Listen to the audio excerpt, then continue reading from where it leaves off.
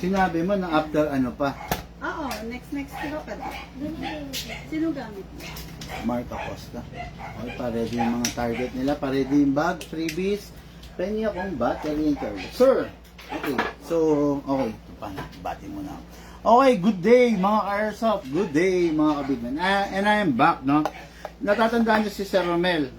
Ngayon, si Ma'am Myra naman. Bali, ano sila, after the pistol, then saka sila nakapag-decide na kumuha na rin ng rifle, no? Para isang puntahan na lang din yung discounts, ma-avail nila. Sayang din yung 4,000 discount, di ba? Okay, so, unit nila, the Emperor A1 carbine by the, by the Lancer Tactical, no? Alam mo, bilib ako sa unit na to. Gusto ko rating rate of fire, no? Hindi siya ganun kabagal, no? Hindi rin naman todo na mabilis, pero saktong-sakto yung rate of fire. Then yung pagiging magaang ng unit, no? Kaya makikita nyo, what is good and special about mga M-Lock series, napakasarap hawakan, no? Hindi tulad ng iba na parang matatalim, sir, di ba? Tsaka bulky. Hindi mo maipag-cross yung finger mo. Ito, sakto. Oh, nakasipat kami, nakita ka sa kaliwa, slide mo lang to. Napakadali, no? So, itong unit na to is full metal, hindi katulad ng ibang version na hard polymer. So, full metal and will powered by a LiPo battery. So, ito yung battery, upgraded na po. Hindi ko na kayo bibigyan nung stock. Kasi baka eventually papa-upgrade nyo to into a DMR designated marksman rifle para mga ganyan. Yan, malalakas talaga yan, sir. 650, 700 FPS, yun ang lakas niyan. Talagang no nonsense, hindi mo siya pwedeng biruin. Talagang matindi yan. Ayun, gawa ng ating gunsmith yan. Yan siya, nag-modify niya. No? So, ito yung unit, full metal mula ulong ka baba, oil powered by a LiPo battery. Sir, this LiPo battery, kumbaga, very sensitive, pero very effective. Okay? Alagaan mo lang siya, hindi sasakit ang ulo mo. Pero, pabayaan mo siya, sasakit ang ulo mo. Why? Ayaw nito nang nade-drain. Nasasaig.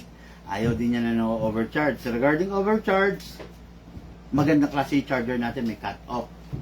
Smart charger, balancer, kung tawagin. Yung drain, tansyahan talaga yon. One full charge is equivalent to 10 magazine. Each magazine is 300 rounds.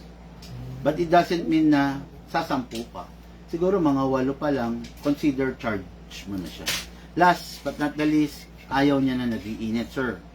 So, yung battery, pag i-charge mo, make sure na bubunutin mo rito sa butt tube, dito mo i-charge. Sa saktong room temperature lang. No? Bababa yung lifespan nito pag hindi mo na sunod yung proper. Okay? Sir, this is the plug. Pasok po natin sa tube, then plug lang po natin to. Okay. That's it. Yan na po yan. Ngayon, lagay po natin itong butt stop. Make sure, sir, wala may ipit na wire. That's it. Single fire, rapid fire. Mabilis yung rate of fire niya, mga ka-airsoft. Masigla. Aggressive, no? Okay, so itong unit na to, meron siyang foldable na front and rear. Okay, ayan yung conventional, pwede kang sipat-sipat. Kaya lang, syempre, ang scope ginawa para mas mapadali yung trabaho mo. Telescopic, kaya telescopic para yung malayo, mailapit niya sa'yo. Na hindi ka mahirapan, no?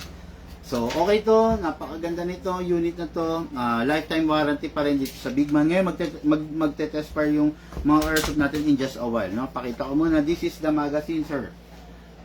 300 rounds, metal na rin, metal magazine na rin to, pero ako ng bala kayo. Wala kang bala nakagarapon? Wala. Pagbukas mo na lang ako. Parehas lang yung bala niya dun sa pistol. Hindi, dyan han, nakagarapon. Ayan, yan, nakabote. Ay, oo nga, 0.25 yan, mabigat, no? Kaya 0.20 lang. Ilagay mo lang sa garapon. Kailan pa ito? Salin mo. Ano yung tinatanong mo, sir? Same lang ng pellet mo. Yes, sir. Pero pwede mo rin gamitan ng mabibigat. Choice mo. Basta tatandaan mo to, sir. Mas mabigat, mas fatal. Pero mas mabigat, mas umiiksi yung range. Kaya it is very important na bago ka magkarga ng mga mabibigay, 0.40, 0.35, consider mo muna magpalit tayo ng spring. Palakasin natin siya. Libre lang naman yon sir, yung pag-upgrade. Ang babayaran mo lang, yung choice mo ng upgrade materials or parts, kit, gano'n. Okay sir, ito po yung bala. Buksan natin yung magazine sa ibabaw. Then buhos lang po natin. 300 rounds po, kasya dyan. After that, pag puno na po, ayan, pinunong gusto ko na, sara nyo po. Okay? Ngayon, hindi pa po natatapos dyan. Meron po siyang gear sa ilalim. Kinakamot po yan para yung ibinuhos natin, maitulak niya papanik. Mararamdaman nyo po medyo humihigpit. Humihigpit siya, kumbaga talagang ibig sabihin na ipipila niya, no? Yung bala doon sa magazine. Okay? Ayan, okay. Ngayon, ready to fire po. Target. Medyo ilayo mo sir. Doon medyo sa pinto yan, okay. Okay, sir. Pasok natin sa unit. Sa pagpasok, make sure you heard the clicking sound. Make sure na hindi malalaglag. Okay? Ngayon, sir, meron lang akong isang ituturo sa inyo. Huwag na po kayo magmamala Coco Martin or Action Star na ikakasapa to. Okay? Ito po, ina-access natin pag nag-upgrade lang po tayo. Dito po natin kinakalibrate. Pero sa ngayon po is nakaayos naman na po yung site nito. No need na ikasapa po natin. Kasi baka po pag kinasa nyo, maputulan pa kayo ng spring or stopper or masira pa to, charging handle, medyo himbis na naglalaro ka lang, nagpapagawa ka, sir. Diba? Just in case na nabuksan, basta hayaan nyo lang, mas maganda nga kung nakasara to para yung foreign element like bato, lupa, buhangin, or alikabok hindi na po papasok. Ngayon po, yun lang naman, wala nang dapat ganong explain. Single fire. Single fire. Rapid fire. Ngayon, sir, fire ka. Right, hindi na ikasa, no? Gaya na sila. Hindi po kinakasa po. Opo. Good to go na po. Yan, katulad ngayon yan, sir. Nasa safe po yan, ha. Naka-safe po yan. 12 o'clock, single fire. Naka-safe yan, sir. 12 o'clock. Yan, okay. Single fire.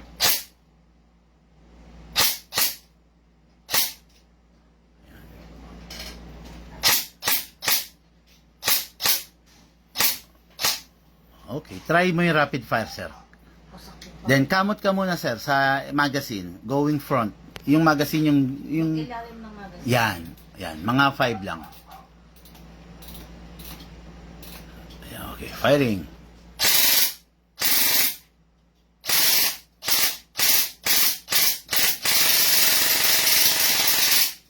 Oh, grabe. Gigil si sir, ah. Sige, sir. Ikaw, kamot. Si Mr. Gel Blaster.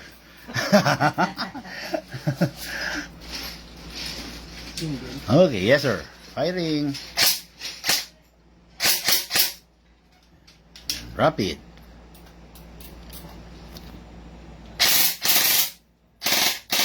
Oops, wala nang bala, sir. Oh, ang galing naman na mag-observe, ha? Wala naman ba? Hindi, kamot, sir. Kamot lang. Kamot. Yan, okay. Medyo dagdagan mo, naubusan ng bala. Pag rapid talaga, hindi mo napansin. Ang dami pinapakawalang bala. Oo. Sige, sir. Firing.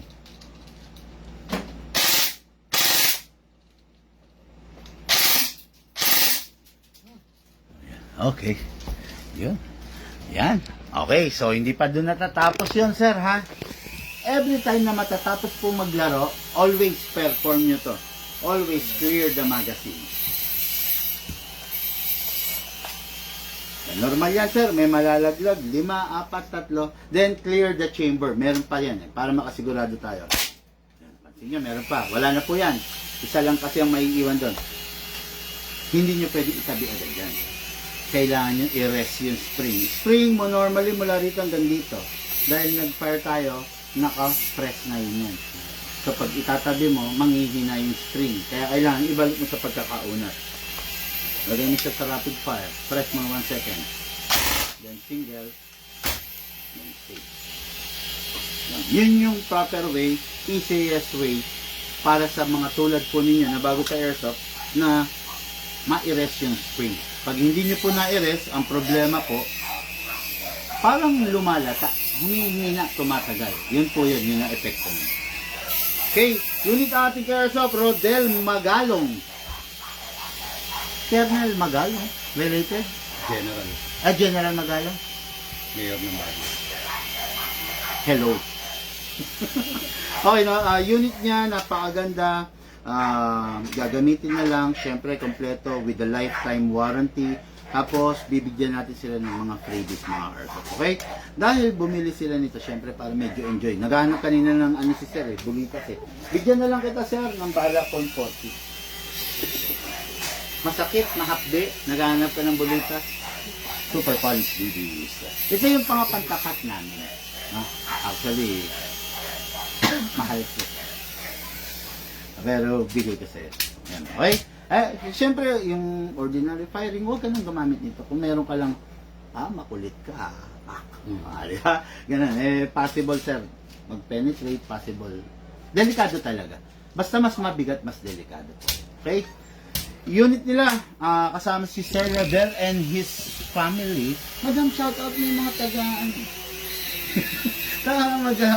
Mag-asawang. Okay, no? Mag-asawa-sapa. Ano? Okay, guys. Yun lang muna for now. And thank you. And have a blessed day po sa inyo lahat. Thank you po.